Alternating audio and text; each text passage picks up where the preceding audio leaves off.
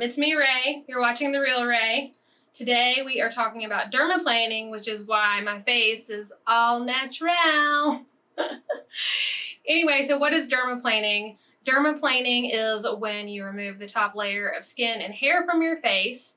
Most of the time you see an esthetician for this, but right now a lot of people are doing things at home, including myself. So I'm going to show you how I do this at home.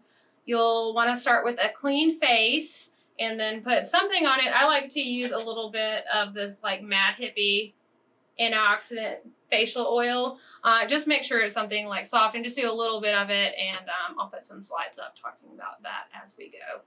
All right, before you get started, here are a couple of tricks for the actual process.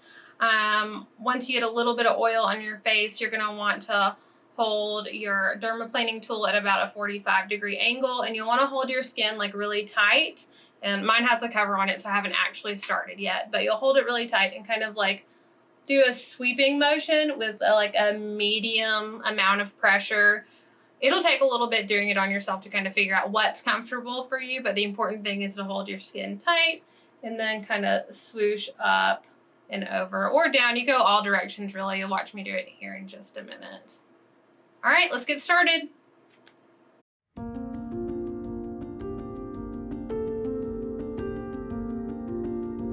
Here you'll notice I'm putting the oil on in just a small amount. You don't want to get too oily, then it makes it very difficult to hold your skin tight.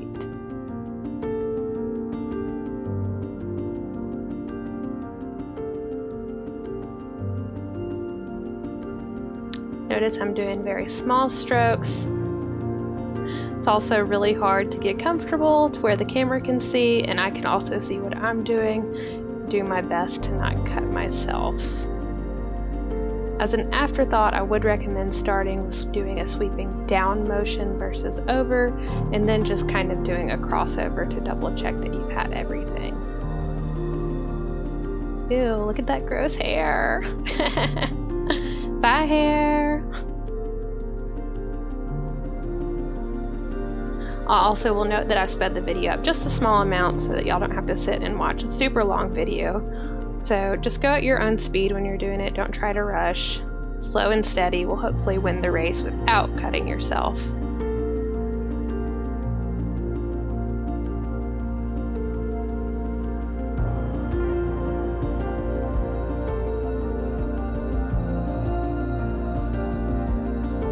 There's some more delightful dead skin and hair.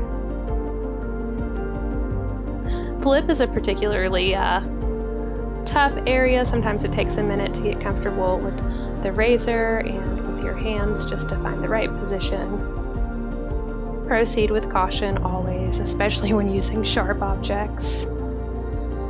This particular razor is probably a little bit less scary than like a dermaplaning actual razor because mine has a guard on it.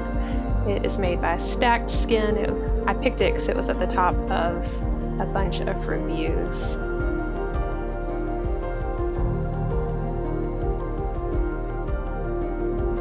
Bye, mustache.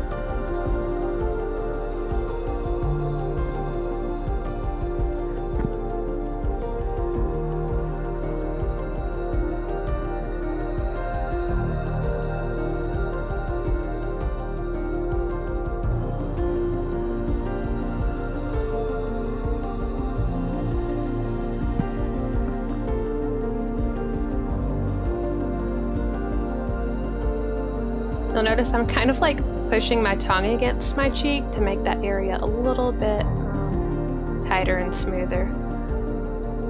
The between the brow area, please proceed with caution. You can see it's taking me a minute to get comfortable with getting that whole area in the angle I want, and I really should be holding the razor at a slightly better angle. So do as I say, I guess, not as I do. There we go, nice sweeping motion going down and not cutting the eyebrow off.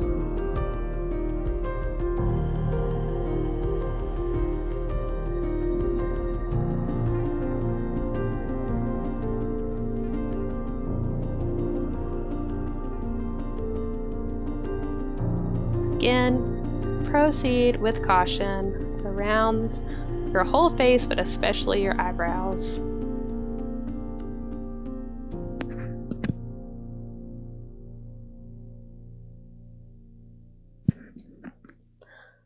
Another thing to note is that I have particularly sensitive skin, which is also a reason that I use a little oil on it before I get started, and you'll see my skin is already starting to react some. So if you also have sensitive skin, don't be surprised if your skin is a little bit angry, especially if this is your first time doing it.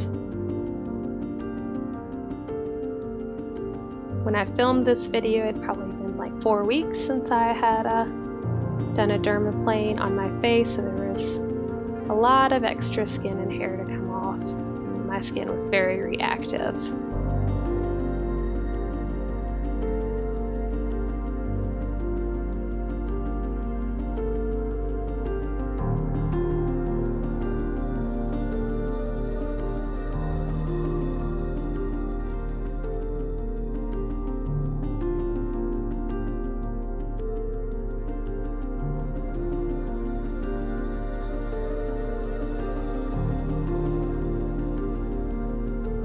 The chin is also a kind of tough place to get.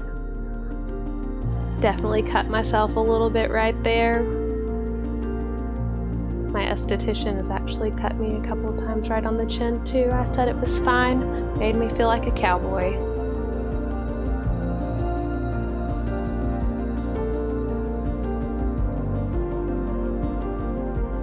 And time for the underbeard. I really like, well, I guess when we're not having to wear masks, but doing under the neck and around the jawline always makes me feel a little thinner because my makeup's not sticking to that area.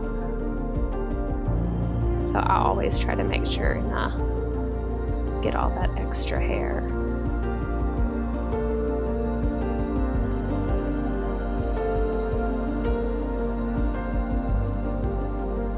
Again, always proceed with caution.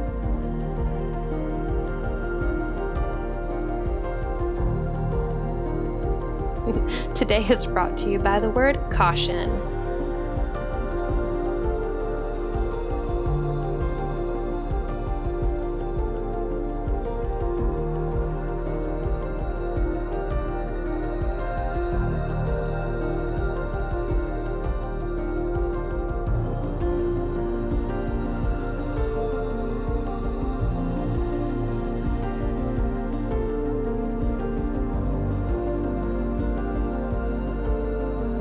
And now trying to do the other side in a way that y'all can see, but I too can see in the mirror.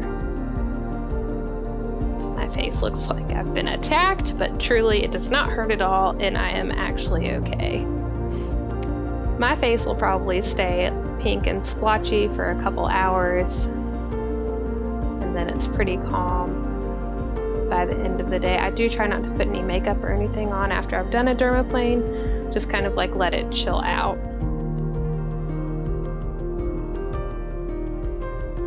Again, you can see I'm having a hard time finding an angle, both one that's comfortable and one that y'all can see.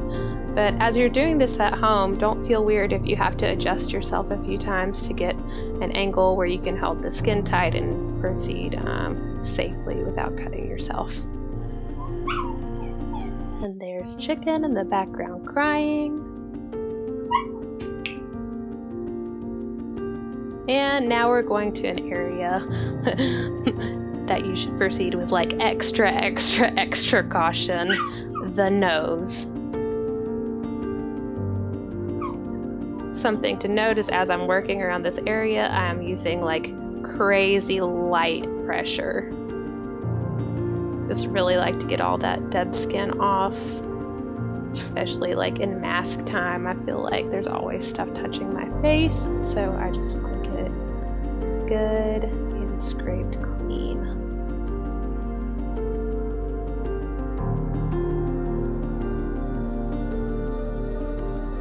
Gross, look at all that hair. All right, as you can see, I am pretty red, but that's okay. I just have sensitive skin, so this is just kind of what I'm gonna look like for a couple hours. I'm gonna put a little bit more oil on my face because it's super thirsty now. I would just make sure you're not using anything abrasive, just like sweet and simple hydration. right. I will post a picture of my makeup tomorrow, but I'm gonna try to just leave my skin alone and let it live its life today. All right, y'all, that's all. Thanks for watching TheReelRae.